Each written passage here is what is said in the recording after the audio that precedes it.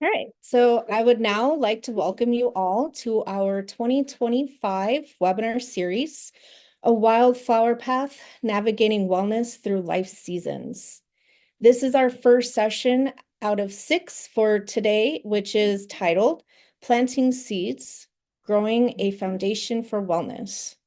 My name is Victoria. I also go by Tori, and I use she, her pronouns. And I am a citizen and member of the Spokane tribe with other tribal affiliations that include the Coeur d'Alene and Colville tribes. I am also the Training and Technical Assistance Manager here at the National Center on Domestic Violence, Trauma, and Mental Health. Now for some troubleshooting tips about this platform. If you get disconnected from today's session at any point, please re-enter the session using the original webinar link. And that should have been emailed to you or within your calendars. If the sound is unclear, it is likely due to an unstable internet connection. If this happens to you, feel free to call in for a better audio connection. If you are experiencing technical difficulties, you can directly chat with Christine Horwitz, also with the Center for Assistance. If you're unable to contact Christine, please reach out to Zoom Tech Support. Christine will post that phone number in the chat box. We welcome you to use the chat feature to share thoughts, questions, and resources throughout today's session. Your screen may look a little different depending on what kind of device you are using. Usually the chat box can be found at the bottom right of the screen. You may have to click on the chat icon that looks like a speech bubble to open it. So let's test that chat feature now, and please introduce yourself in the chat and let us know where you're joining us from today. I will now pass it over to our other speakers in today's webinar to introduce themselves. So our next speaker to introduce themselves is Jasmine. Thank you, Tori. Hi, everyone. My name is Jasmine Brando, and I'm a consultant with the center who's had the honor of working with the group of folks that you're spending time with today on this toolkit that we're excited to tell you about. I'm also a co-founder and a facilitator with Humankind Workshop, and I will pass the mic to Gabriella. Hey everyone, I'm Gabriela Zapata Alma, Associate Director with the National Center on Domestic Violence, Trauma, and Mental Health. And Amanda, I'll pass it to you.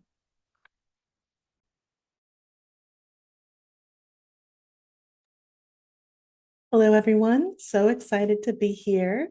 My name is Amanda Lyon, and I am a training and technical assistance specialist for the National Center on Domestic Violence, Trauma, and Mental Health. And I'll pass it back to Tori.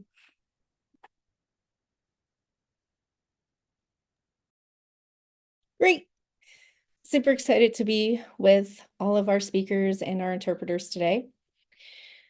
I do want to share that the National Center on Domestic Violence, Trauma, and Mental Health is a national resource center dedicated to addressing the intersections of gender-based violence, trauma, substance use, and mental health.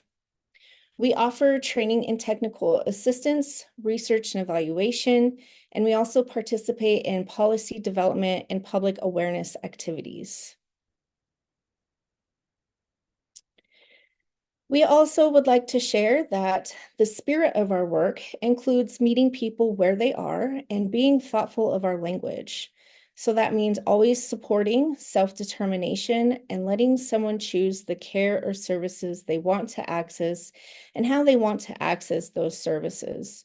So really keeping in mind the language that we use, that language matters, and that words can help, can hurt, and words can also heal. So we want to talk about people and experiences in ways that respect dignity, strengths, and our own humanness.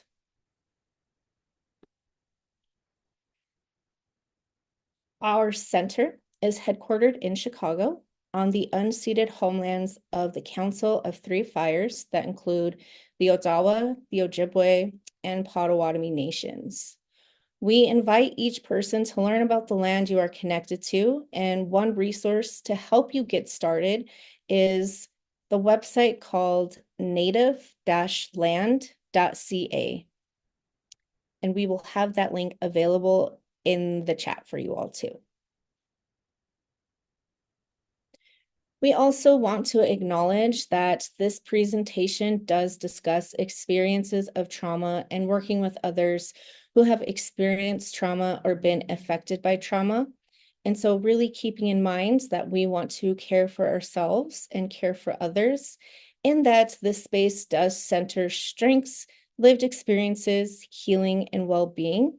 So if at any point you do need to take a break from today's session, we encourage you to do so and return if you are able to and want to within today's information. We also wanted to highlight that for our webinar series, A Wildflower Path, Navigating Wellness Through Life's Seasons, this is our upcoming webinars within that series. So our next one is February 27th, Rooted in Presence, Nurturing Safety. And so we will have links available for you to register. Don't worry if you're not able to register for all of them. You will be able to go back and review the recordings and the PowerPoint slides that will be given on our website.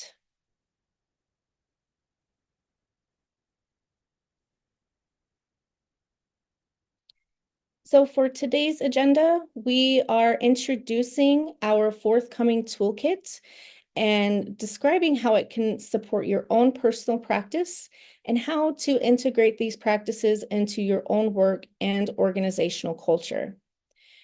We also plan to discuss and learn more about mind, body, spirit practices and how they can be helpful, and then also explore and demonstrate some practices together.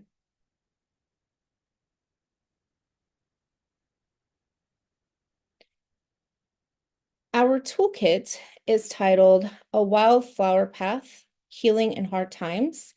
And the text that you see on the right-hand side here is the table of contents. So we have the introduction to the toolkit, mind, body, spirit practices, which include stories from the field, tips for supporting practice, building into routine, organizational culture, and building a retreat or wellness.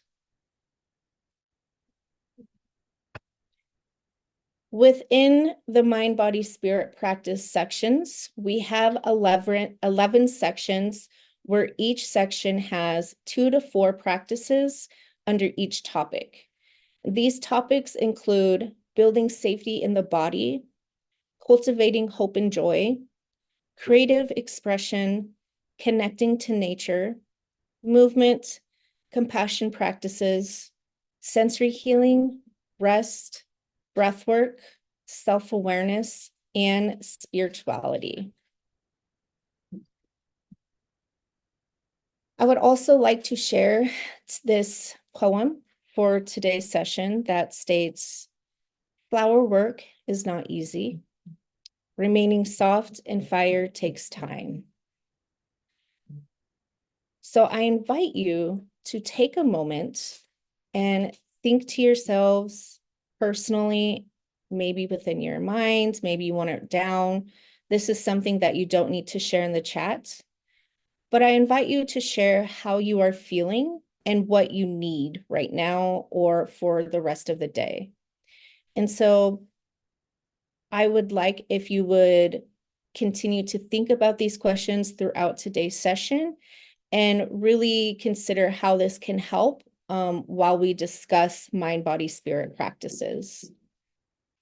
And with that, I am going to turn it over to Jasmine. Thank you, Tori. So let's just take a moment to make sure we're all sharing meaning of the words that we're using. So what do we mean by mind, body, spirit practices? Next slide, please. Some people refer to mind, body, spirit practices as grounding, mindfulness, or wellness practices.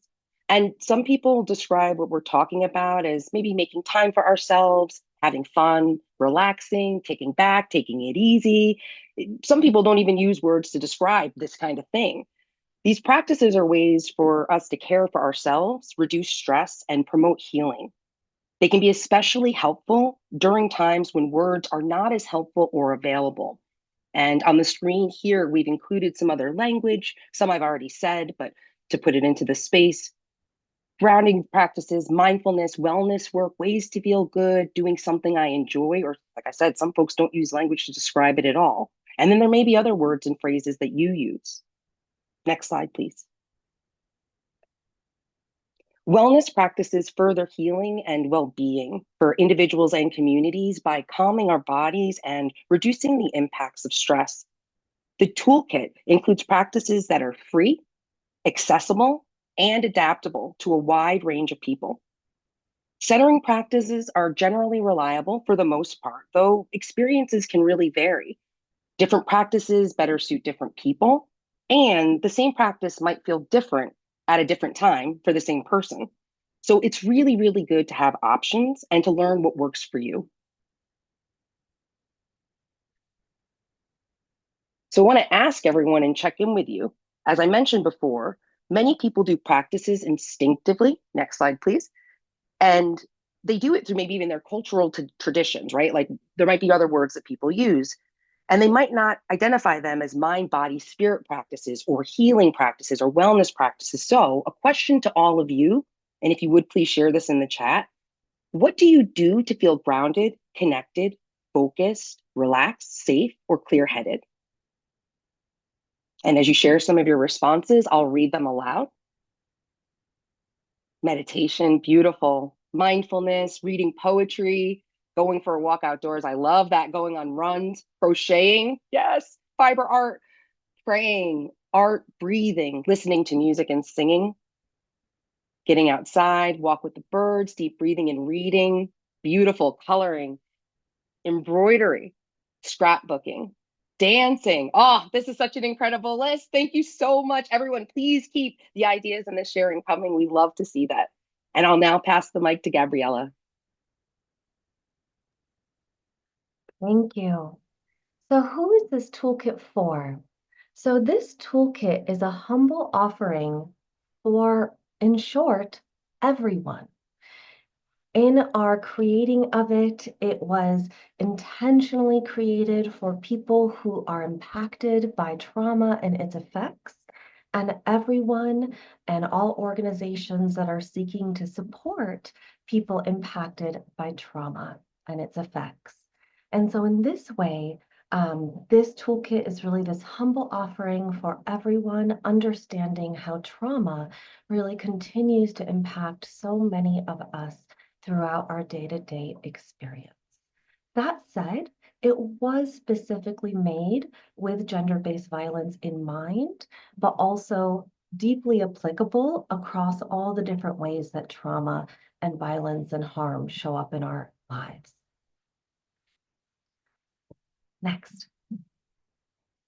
So our goals for this toolkit is really to create free access to healing from trauma and its effects, supporting our own well-being, supporting the well-being of others, helping to prevent and address secondary trauma in addition to primary trauma, and then to really be able to integrate these pieces into not only what we do, but how we do it, how we show up in our organizations, how we show up in day-to-day life, as well as to be able to develop a broader and more holistic perspective on healing, wellness, and well-being.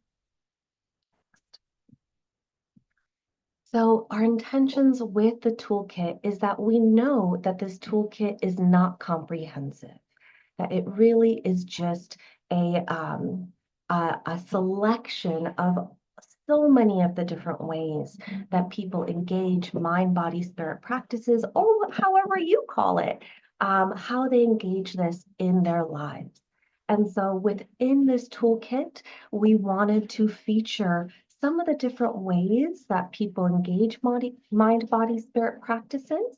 And we specifically chose practices that would be free to use, that would not take a whole lot of, access to resources and materials to be able to use, that can be freely shared with one another, and to do that in a way that is culturally humble and not appropriative.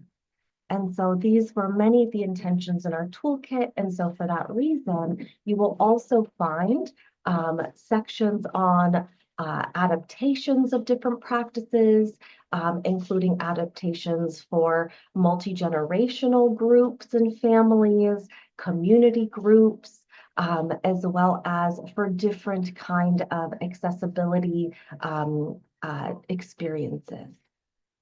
And with that, I will pass it back to Tori.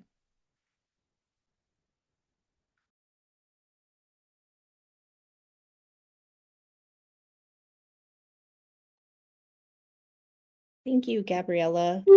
Whoops. So with the intentions of the toolkit still in mind, we really wanted to create an experience in this toolkit that allows the individual the opportunity to navigate in ways that feel right to them. So as a team, we held so many discussions, like numerous discussions on what this could visually look like and how we can visually represent this, especially since we know healing is not a linear process or a linear experience for many people.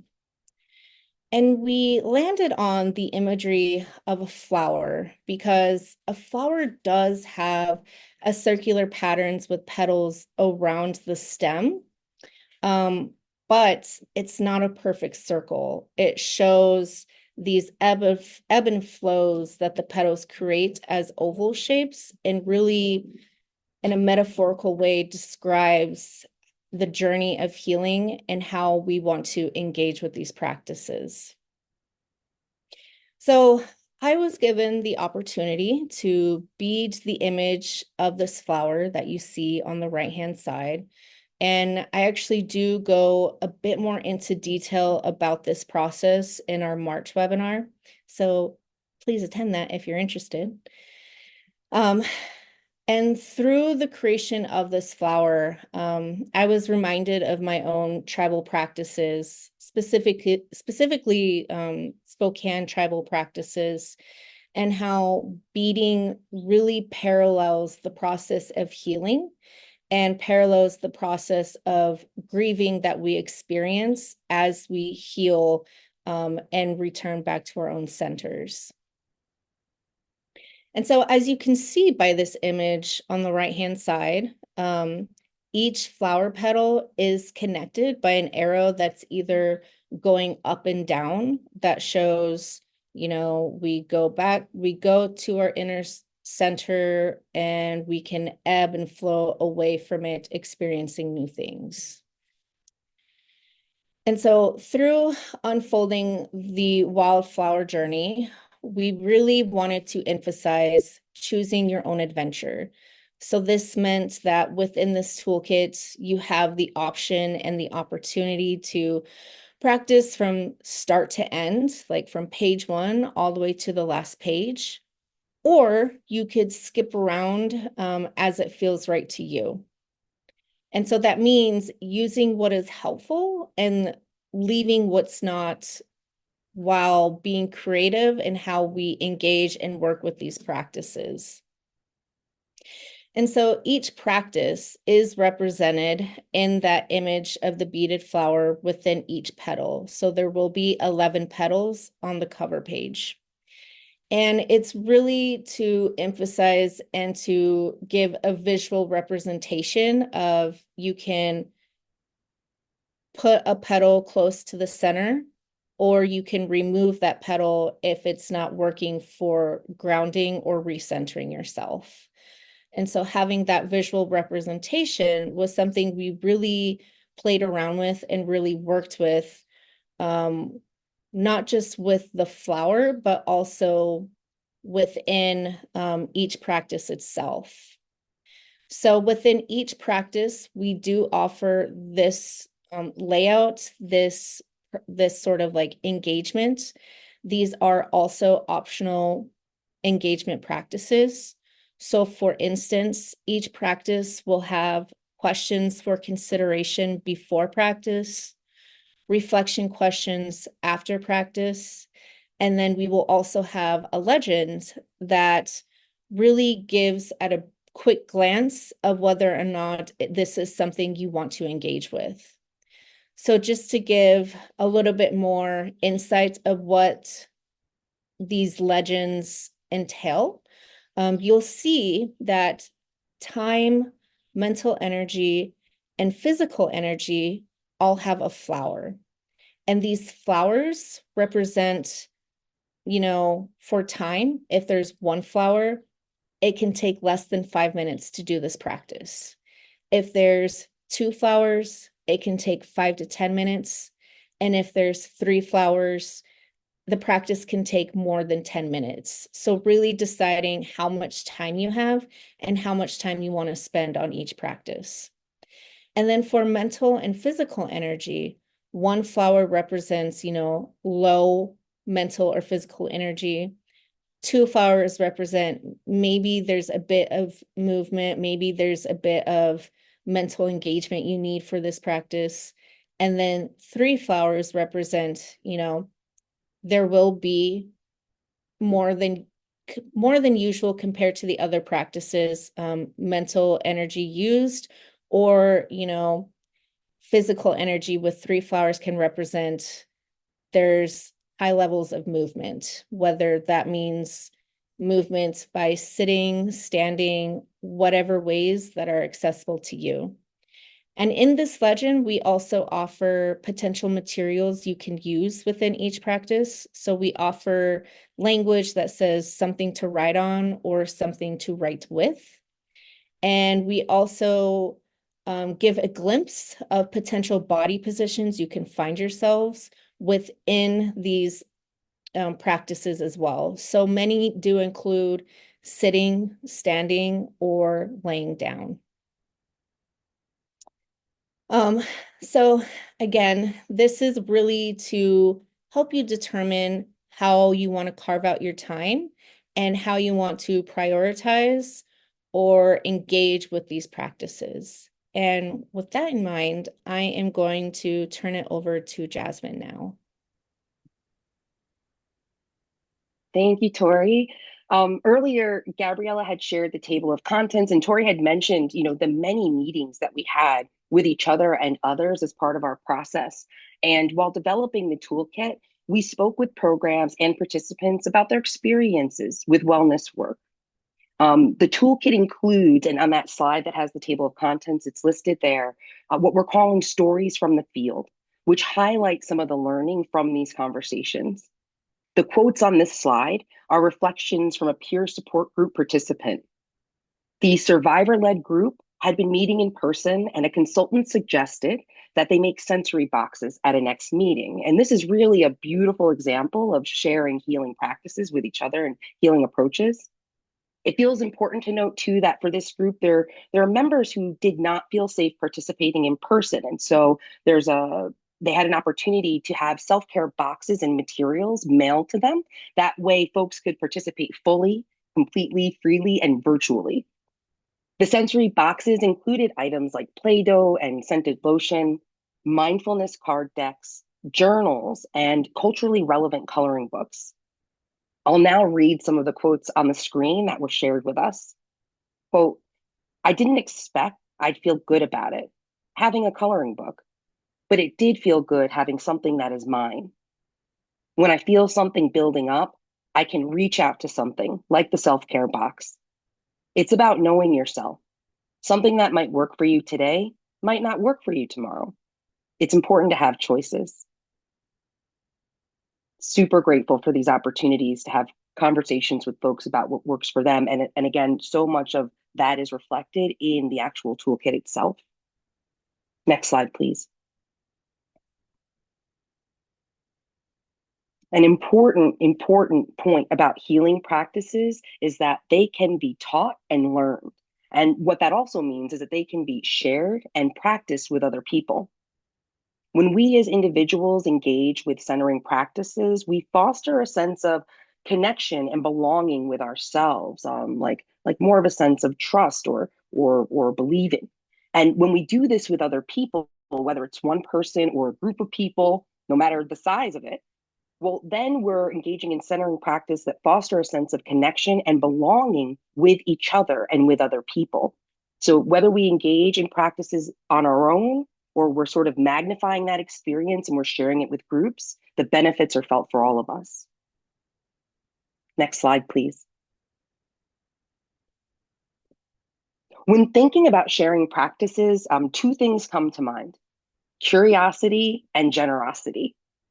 Before sharing practices with people, it's helpful to ask if there are things that help the person when they feel stressed or overwhelmed. And best to try to do this on a day where we're not feeling stressed and overwhelmed to have this conversation. People are likely already engaging in healing practices, whether they call them that or not. Be curious and learn what is helpful for another person, and then build on that. Be generous and share a little bit about what you find helpful and why, creating opportunities to practice things like that which are offered in this guide. And it's really important to remember that engaging with any kind of wellness work, mind, body, spirit practices, mindfulness should be done when it feels right, safe, and comfortable to do so. I'll now turn it over to Amanda.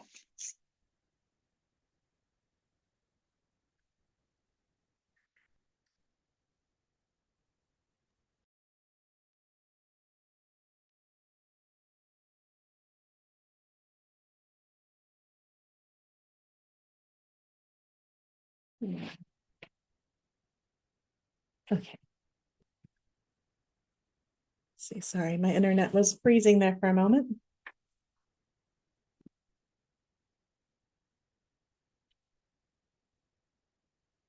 In this next section, Gabriella and I will share a demonstration of how you might choose to share a mind, body, spirit practice with another person. The purpose of this demonstration is we've heard from advocates that sometimes it might feel uncomfortable or awkward to share something new. So we're hoping this might give you an idea of how it can look and flow with ease and gentleness. And so I'll turn it over to Gabriella to lead. Thank you. Hey, Amanda, welcome. I'm so glad to see you today. How are you doing? Okay, it's really nice to see you, and I'm really happy to be here right now, but I'm feeling like there's a lot happening in my life and I'm a little overwhelmed. So I don't necessarily feel like I'm fully here yet. Thanks for sharing that with me. I can relate to that. I have definitely had moments in my life where I've been there too. I wonder if before we jump in, if it would be helpful to take a moment and just, kind of do a practice together that might help us just get a little more into the here and now together. How does that sound to you? I'm willing to try. Thank you. So there's a really simple practice that I'd love to offer now, and also feel free to let me know if there's something else you'd rather do. It's called the Five Senses Grounding Practice, and we kind of just go through some of our different senses, noticing what's around us, and it just kind of helps us to take a moment and come back to just where we are. What does that sound like to you? Sounds different, but Yeah. so yeah, see what that feels like. Yeah. At any time, if kind of you're over it, you don't want to do it, you want to try something different, we can always pause um, and just, jump into our appointment or try something else. Um, would you like to try it together? Sure, I'll try it. But I can stop if I don't like it, right? Absolutely. I would absolutely want you to completely interrupt me and stop if this is something that's just isn't helpful right now. Okay. Okay, great. So we're gonna just notice some different things around us using our senses. And when we're noticing those things, we can kind of name them to ourselves internally without having, any kind of judgment about it or anything like that. And if you notice judgment coming up, you can just notice it and kind of come back to whatever the thing is that you're noticing and naming to yourself.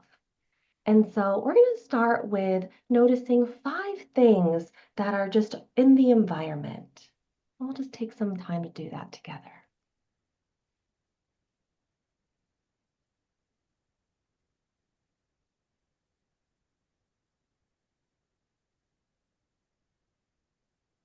And now we're going to just notice 4 things that we can touch and kind of name to ourselves what they feel like.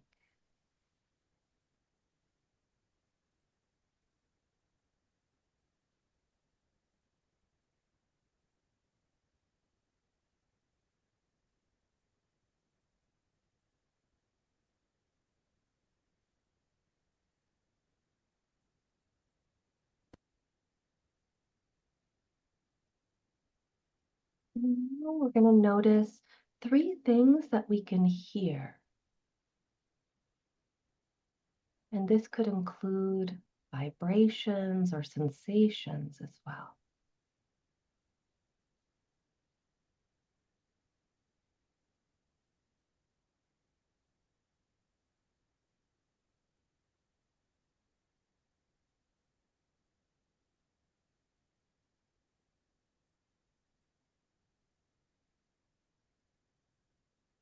And now 2 things that we can smell. And they might be really subtle smells.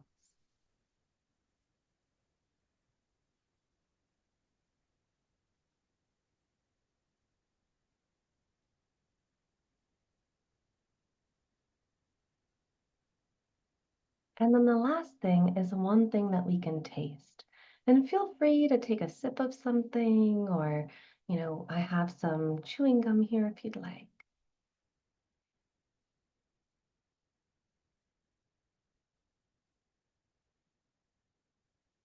Thanks so much for trying that out with me. How are you feeling?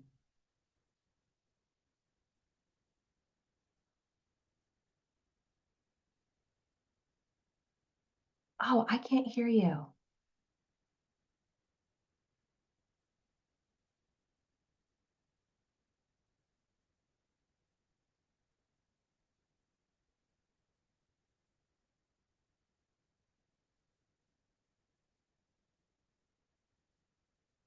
No, I can't hear you. Pausing for technical difficulties. Hmm.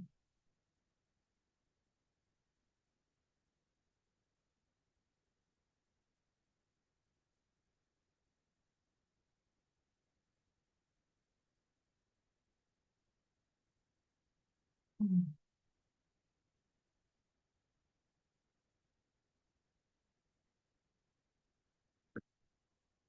See.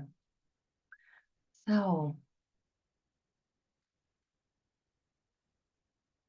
we're still doing good on time, and we still have time to troubleshoot a little bit. Is that better? Yeah. Thank you. So I would say doing that practice doesn't make everything go away, but I do feel a little more present now. I feel a little bit more like I'm here and not everywhere else. Thank you. Thank you for trying that with me. And I'm so glad that we can have this time together so that we can work on all those different things that are going on. Thank you so much.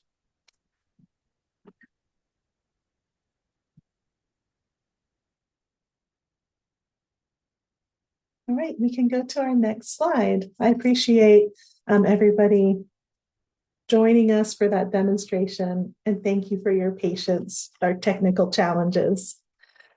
Next, I'd love to hear from all of you out there. So again, as I said, that sometimes people have said that it can be a little difficult or uncomfortable to share something, but I'm curious if anybody could share about a time that you did share something that felt helpful and healing. What kind of practice you might have shared, and who did you share it with? And what was that like? And I want to encourage you to think about this also. It can be simple. You know, how many of us have even noticed somebody was struggling and said, "Would you like to take a walk with me?" So I'm curious what kinds of things you might do with other people. And I'll give you a moment to think about that. And I would love to see some responses in the chat.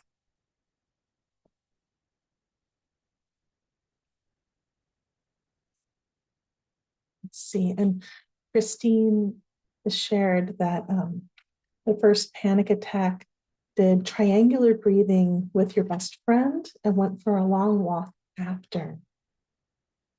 That's really nice. Yeah, I think sometimes we kind of also can think about the different types of relationships we're in, and how when we just have built some of that trust, we can really share this with, you know, whatever works for us, whatever we enjoy, with other people in our lives. See, we have stop, breathe, focus from Deborah. And I'll say I'm not familiar with that technique, but just the description sounds really interesting. Jasmine says, we're working with a group of folks tending to myself with essential oils, and someone came over nervous, asked what you were doing, and then you said that if they wanted some, they could share, but they didn't want the colleagues to see, so they added some to a tissue that they kept in the pocket the whole meeting. And that's beautiful. I've also heard that from other people in environments where it can be harder for people to have something that smells, to have it on a tissue in a pocket can be really great to keep it more private and personal. And Julie says, you shared a quick body scan with men who are using abuse in a group and were uncertain, but they enjoyed it. And once somebody said it felt like a mental massage. I love that, because I do feel like a body scan can be, again, really unusual to people if they've never heard of it before. But it's a very simple technique, and getting people to pay attention and check in with their bodies is powerful. Let's see, Deborah, box breathing. Inhale for 4, hold for 4, and out for 4. I love the box breathing. I think that's a very commonly used technique. And I know there's lots of videos out there to even follow. So sometimes having a video to follow with someone can make it a little easier to share. Square breathing. Then we have Gabriella says, someone guiding you to breathe through different nostrils and notice the temperature of the air flowing through the different nostrils. Surprising and grounding. It's interesting, even just directing our attention, what that can do. Oh, Deborah, I said it wrong. Out for 4, not hold. Yes. Oh, and Christine is unfamiliar with body scan. Body scans can be very different. For those of you who are potentially unfamiliar, it's basically in different ways going through the body and paying attention to how different parts of the body are feeling or existing, which sometimes can support a relaxation response or help us to become more aware of how we are feeling and experiencing that moment. But yeah, thank you everybody so much for sharing some of your experiences. And, we're hoping that this webinar encourages you to think about the little things we do and that it is possible and helpful to share with others. When we have relationships that exist, this is another way to build deeper connection and deeper relationships with the people around us. Right now, if we could go to the next slide, please.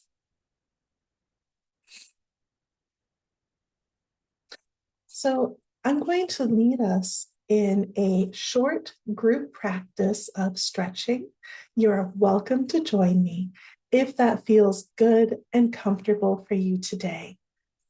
So I'm going to scoot back a little bit. This is a simple practice that can be done in your chair. You don't need anything special. So I invite you, as you sit, to start by maybe coming a little closer to the edge of your chair and having your feet on the ground, which may help you to sit up nice and tall.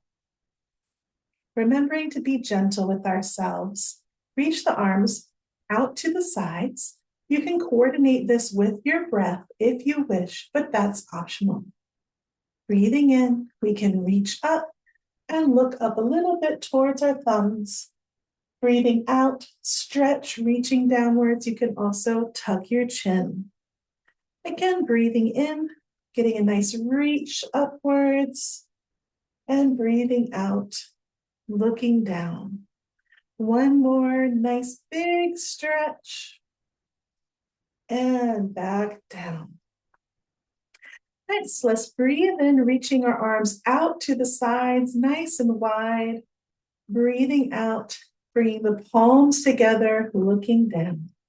Again, big opening, looking up just a little, and closing back under. One more big open, and close. From here, make 2 fists with your hands. Bring your forearms parallel and up. As we breathe in, bring the elbows down, arch the back a little bit, looking up. As we breathe out, bring the forearms together, making space between the shoulders. Breathing in, feel the shoulders together. And breathing out, forearms together. One more. Stretching those shoulders. Resting the arms down. Slowly bring your chin down towards the chest, keeping the chin down. Roll one ear towards the shoulder, back down to the center, and the other ear towards the other shoulder. Do a couple more of these as you're comfortable. Again, being gentle, feeling comfortable in the body.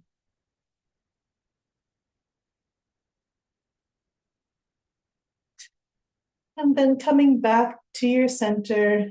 Again, feel yourself sitting tall, bringing your chin back to normal. Reach one arm out and just give it a gentle stretch, stretching out the wrist. And then flip it over, stretch the other way. And then the same on the other arm. Stretching down, flip it over, stretch the other way. Nice and gentle. And take a moment. Notice, do I feel a little different now? Has anything shifted? And try to take that with you. If there's a little shift, bring it back to your day with you. Thank you so much for practicing with me. I'm going to come a little closer again.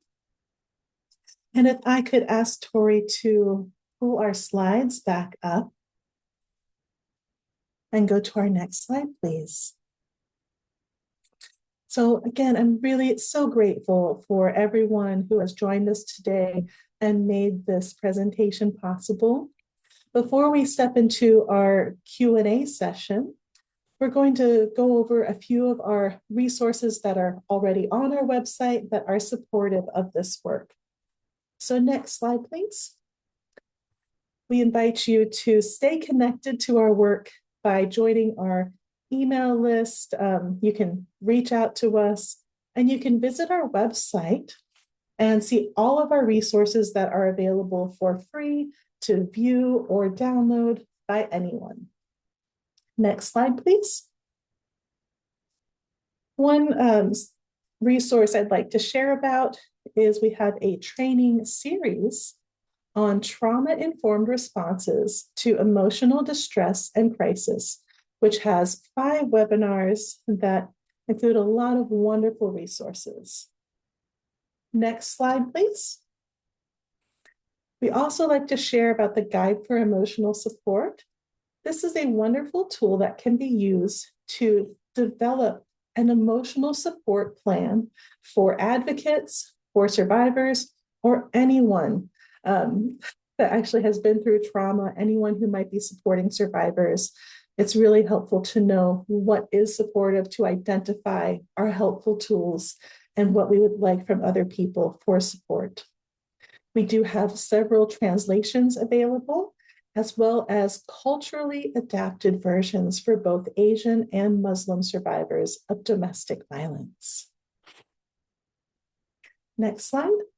I'd also like to share, we have our Survivor Health Connections website, which has several resources available if you are supporting survivors who would like connections to mental health or substance use resources. So we have a lot of resources available for partnerships and collaborations and helping survivors to access the services that support their well-being. Next slide, please. We also have one of our foundational toolkits, Tools for Transformation, Becoming Accessible, Culturally Responsive, and Trauma-Informed Organizations. This also has 2 implementation support guides and is full of wonderful insights, and I encourage everyone to check this out. Next slide, please. We also offer a core curriculum around that toolkit on creating accessible, culturally responsive, and trauma-informed services. So we have a whole capacity building training with 7 modules with tools, materials, and webinars. So we invite you to check that out. Next slide, please. And of course, coming soon this year, our toolkit, A Wildflower Path, Healing in Hard Times, Mind, Body, Spirit Practices for Reclaiming Wholeness Beyond Trauma, will be released, including all of these wonderful practices we've been sharing and so many more stories from programs, advocates, and survivors about what has helped them and how you can actually really integrate this into your own life, into your work with others, and even for those of you who might be in leadership, integrating this into your whole program. Next slide, please. So now we have our question and answer section, and we can have everybody come back for this one. And I would love to see if anybody, you're welcome to use the Q&A. You're welcome to use the chat to share any questions, thoughts, or comments, or what else you would like to be seeing with this kind of information. We'd love to hear from you. We'd love to have any feedback.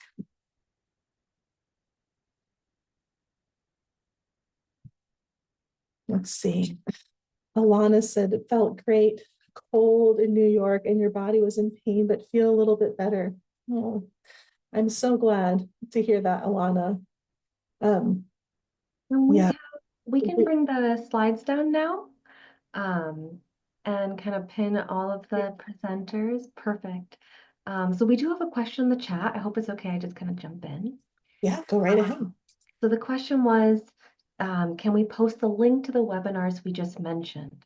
So the rest of the webinars in the series are linked in the slides that we will have a follow-up email sharing the slides. There also, there should be a spot on our website where they're available for registration. And then our monthly newsletter that comes out usually the first week of each month will have all of those links as well. So the best way to kind of stay up to date on the new things coming out is through that monthly newsletter, and we promise we'll never spam you or share your information. And then if there are webinars that are in the past in our webinar library, they're also linked in that slide deck that will be shared shortly. See, and we have a question from Sienna in the chat. If something like a workbook you can hand out to people, you want to address mental health without overstepping. So I'd say one tool that we have is we have a resource called Do I Want to See a Therapist? And I'm sorry, my computer's having issues, so I cannot put links in the chat. If anybody else is able to, that would be fantastic. But yeah, the Do I Want to See a Therapist is a tool for someone who's thinking about accessing mental health resources to help them think about what am I seeking? What do I need to know? What would be helpful? I would also say the guide to emotional support that we mentioned would be really helpful in terms of helping someone to talk about like what does help me to feel better? How do I know when I'm not feeling well? And we will be having our toolkit also be designed so that these practices can be printed out as handouts that you could share with someone so they could try it again at home or try it on their own, especially if they're not feeling fully comfortable practicing with you in that moment. Is there anything else that I missed? Yeah, so something else that I would share is just how beautiful it is to normalize and just to model, right? That we're all human. We all have moments of stress and overwhelm. And so for ourselves, really shedding that appearance of perfection and being able to just, model for someone, oh, wow, you know what? I've been rushing all day and I need a moment. I'm going to take a moment and just do a little reset with myself. Would you like to join me? You're welcome to, right? If not, thank you for letting me have this moment while I reset. And that as we do that, then it doesn't become, it really flattens the hierarchy of I'm okay and you're not, and I'm here to tell you that you need something, right? And so finding ways to model it, to share it, and to build it into the culture of our settings and our work together.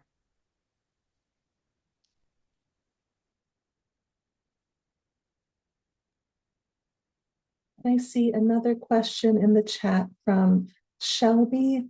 Is that for the trauma-informed practice webinars that were just mentioned? And I'm sorry, I think I may have lost the context of your question. If you could clarify, or maybe it makes sense to somebody else. Yeah, so those were one of the resources that were shared when you were reviewing the resources. And so that active link is in the PDF of the slides that we'll share out shortly. So you can go there and have the direct link to that resource. And also if you want to try to navigate our website, it's in there, but it might be quicker to wait for that direct link. And you're also welcome to reach out through our info email if you're looking for specific resources or types of resources, and we will absolutely help you because we know it can be hard to find things because we have so many resources available. Do we also have something to share about the evaluation of the webinar? Is there a survey? So that'll be in our kind of closing out once we're done with the questions. Okay.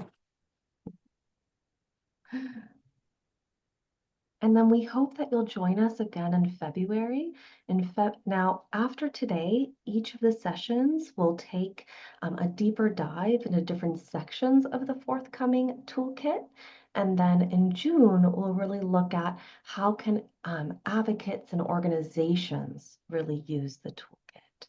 And we have some really wonderful guest speakers joining us throughout the sessions to really talk about how they use this in their own practice as survivors, as people who are supporting survivors, and as both, as we know that many of us in the work are both survivors and people supporting others.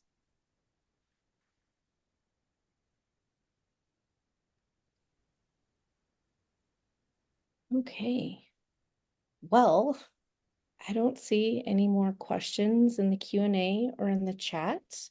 So I'll go ahead and wrap this up for us. I just want to thank everyone so much for attending today's webinar. And I really enjoyed our webinar. Like, even as a, what is that? A pseudo participant in the background in some parts, it was nice, very comfortable. Do want to emphasize again the much gratitude we have to our interpreters and the NCDVTMH overall. And we will have a survey for you. The link will be provided in the chat. So please let us know what worked and how we did today. Within the next week or so, we will send you a follow-up email to a link to recording of today's session, along with any, along with the slides. And I don't think any handouts were mentioned today, all of which are also available on our website. And you will also receive a certificate of attendance for your time today. And yep, a link to the evaluation. So thanks again, and hope you all have a lovely afternoon.